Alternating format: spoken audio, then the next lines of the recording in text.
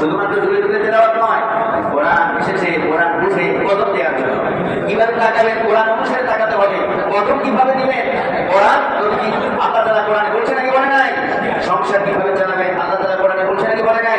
নিজেকে কিভাবে চালাবেন? কোরআনে আল্লাহ তাআলা বলছে নাকি বলে নাই? অবশ্যই বলেছে।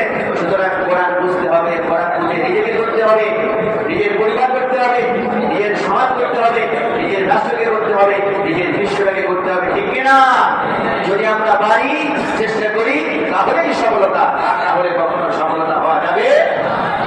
এই জন্য আমরা কোরআন তেলাওয়াতের পাশাপাশি কোরআনকে বুঝবো। কি করবো বলেন? কোরআন বুঝবো। নবী এবং সাহাবীরা এক আয়াত 3 দিন 4 দিন পড়তেন, আমল করতেন, তারপরে তারা আরেক আয়াতে যেতেন। সুবহানাল্লাহ। 1 ঘন্টা কোরআন যদি আপনি বুঝে পড়েন, তাহলে সারা রাত যখন ইবাদত করে সেই সব দিবেন কে?